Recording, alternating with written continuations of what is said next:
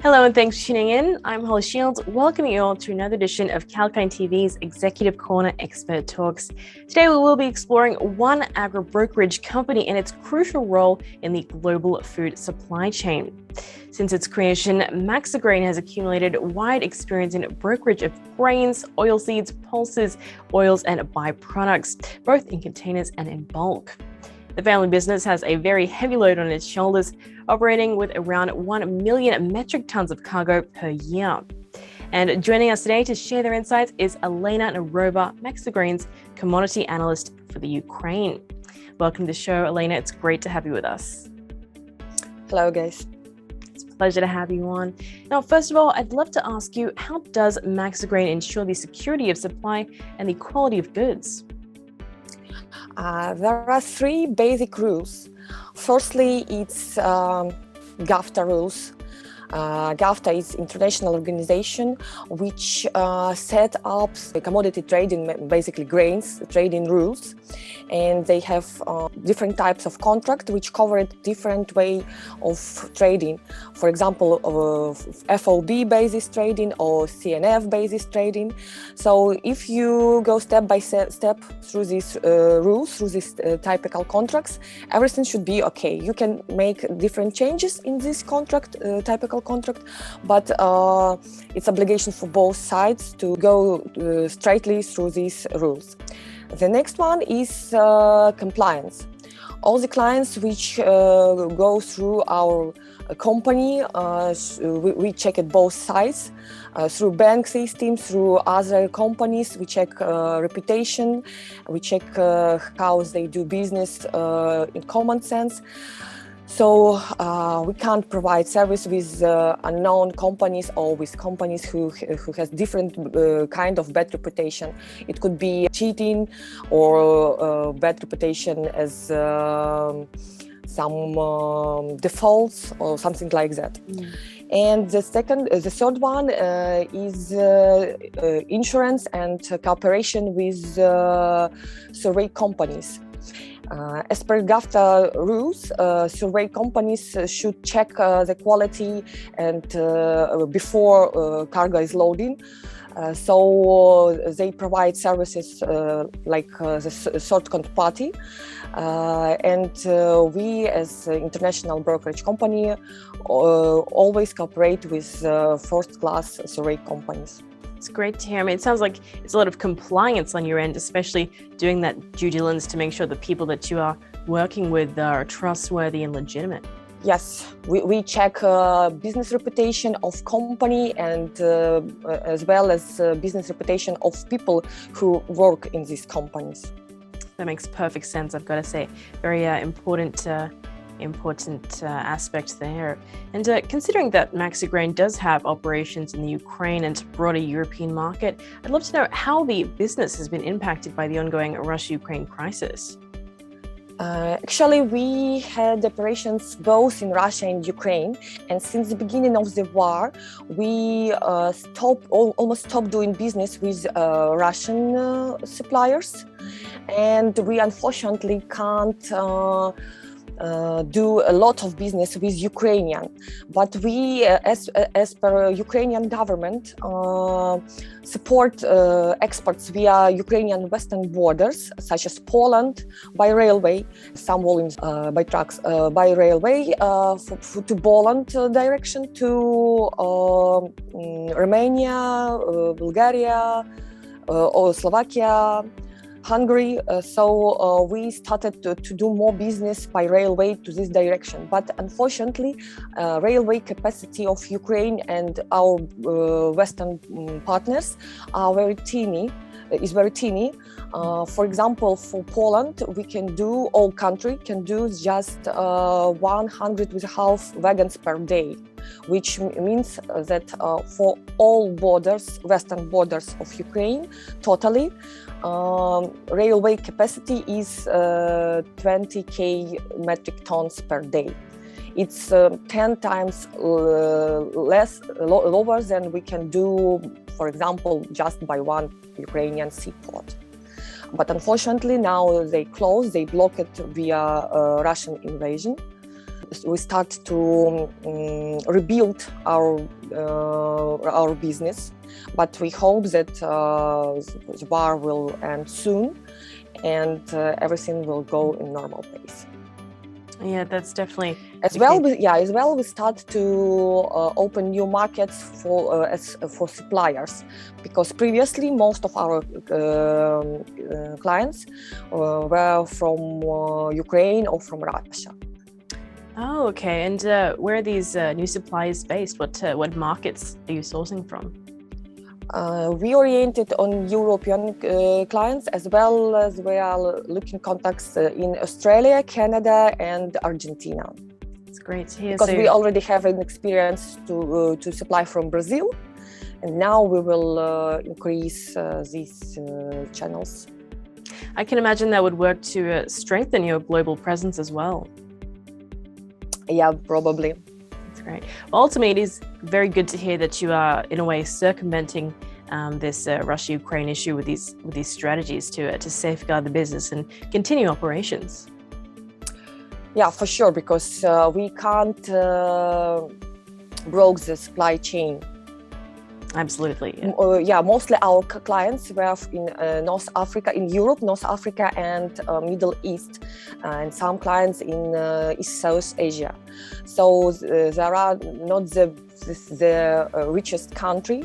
People there suffer from lack of money, so they can't. The bread is the basis of daily diet for people, so they can't avoid to buy wheat. They need to feed animals for food, so we can't break this system. So we're now looking for another suppliers as fast as it's possible.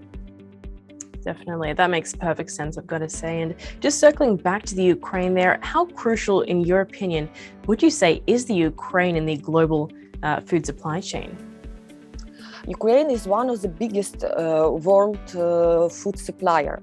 What Ukrainian farmers produce and could feed more than 4,000 million people all over the world. So wow. So what's happened now in Ukraine could lead to world hunger. For example, European Union or to the US, but we have a very teeny domestic population, so our export facilities are huge. For example, we produce just 33, depends on the year, million tons of wheat, but domestic consumption is just 7 million tons. So our export facilities is 25 million tons of wheat. As well, we produce 40 million tons of corn, and our export facilities are 33 million tons of corn. So almost the same which, for example, Brazil can do. Lower, but still lower, but not much. As well, Ukraine is the biggest world sun oil and sun meal producer and exporter. We produce more than 7 million tons of sunflower oil, and each 2 or 3 bottles of sunflower oil in each country all over the world born in Ukraine. Wow, I certainly didn't know that. And right, quite. The second one, by the way, the second one is Russia. So now together, Russia and Ukraine together did 85 or almost 90% of sunflower oil market. So wow. Now this, export facilities are limited, and all over the world, sunflower oil already cost, like for example, olive oil. And as I know, in Spain and in Turkey, which are one of the biggest world consumers of sunflower oil, and they can't shift to another kind of oil quickly. So selling refined oil in the grocery stores already is limited. Right.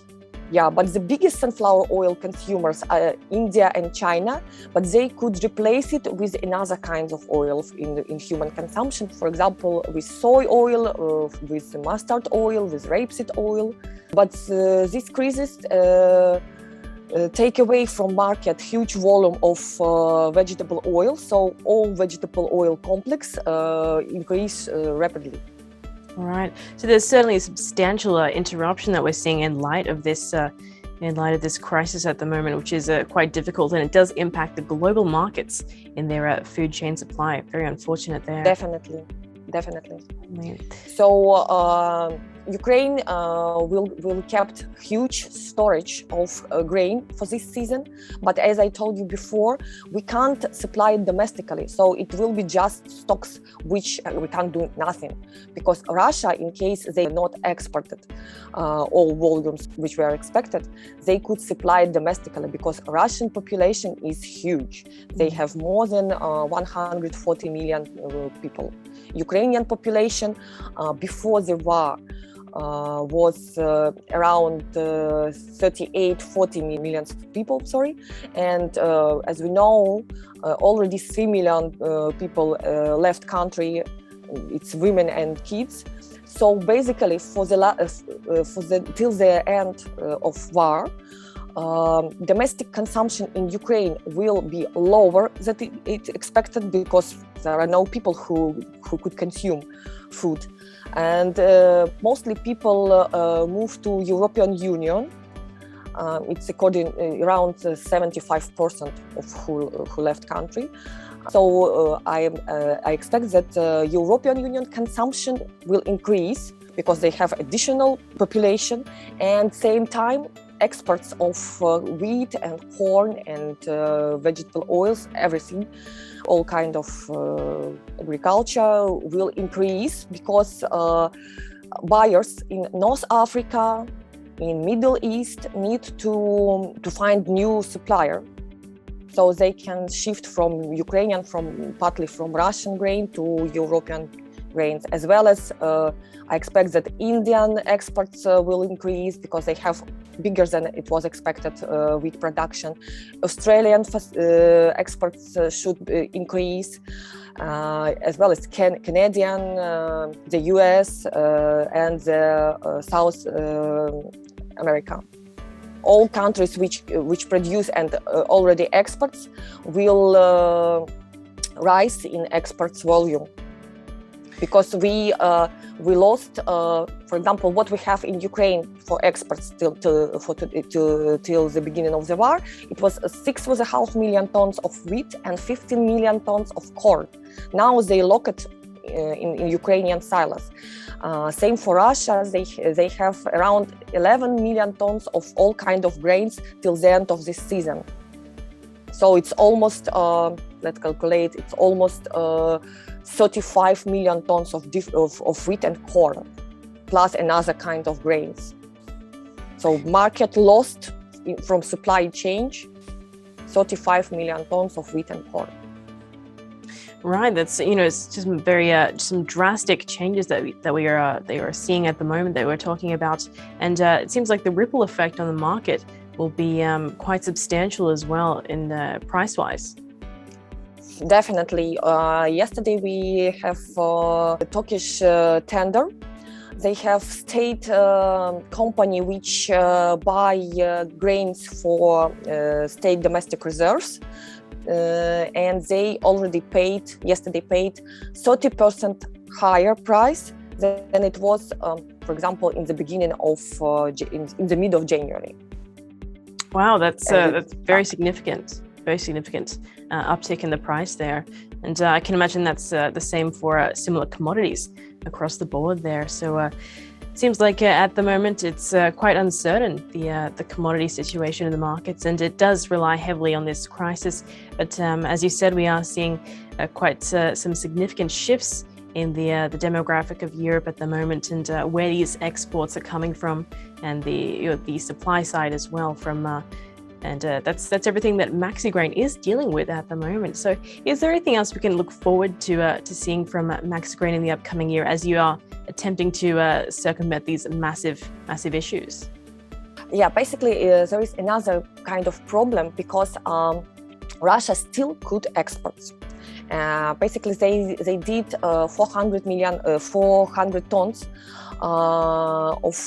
grains since the beginning of the war, and they expect that they will do 1.5 million grain exports during the March.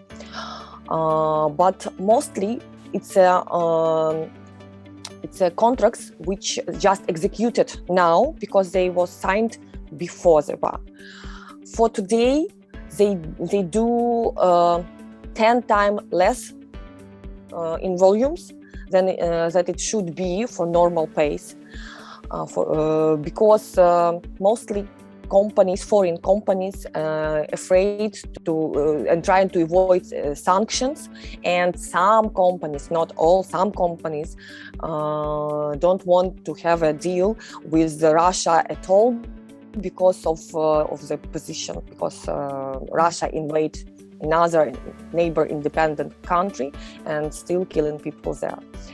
But I can't judge anyone who do any business, because firstly, grain it's a food, and what's happened now? Russia blackmailing all over the world via food, because they definitely know that people all over the world need wheat, need corn, need food, and it's like clear blackmailing.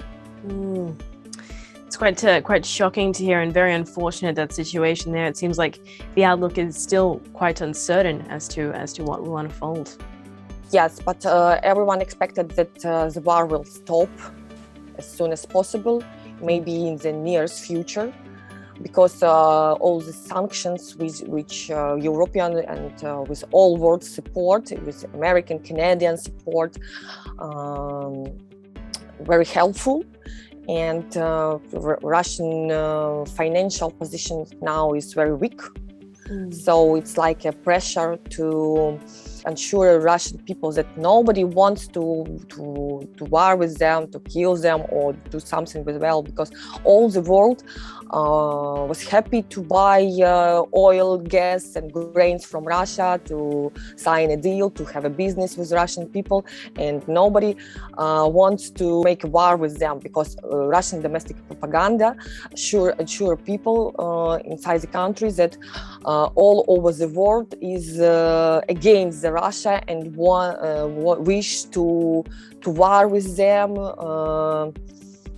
I don't know. I can't explain how people nowadays could trust such propaganda, such narratives. I think you're quite right there. It's a very tricky situation, and there's certainly a lot of misinformation going around and circulating there. But yeah, absolutely, because everything is closed now there. They don't have another TV channels except state channels. They don't have free press. They don't have even Facebook or Instagram or YouTube. Access is almost prohibited. Right. So they don't have a source of information, and mostly they have just propaganda since kindergarten. Just propaganda. It looks like they became North Korea. Right. Well, they really on the way back to USSR. Unfortunately, yes. It certainly is a tough situation, a tough one to watch, and a tough one to be in, I can imagine. But hopefully those the optimists are correct, and we will see an end to this war sooner than expected. And for today, we as brokers just have to make sure that people all over the world, that our clients are safe and have enough food.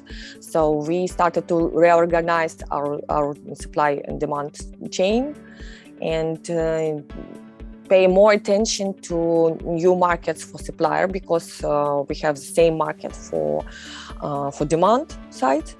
And just try now to find which country could substitute Ukrainian and Russian volumes. Unfortunately, due to weather conditions for the last few seasons, mostly market feel not huge, but little deficit.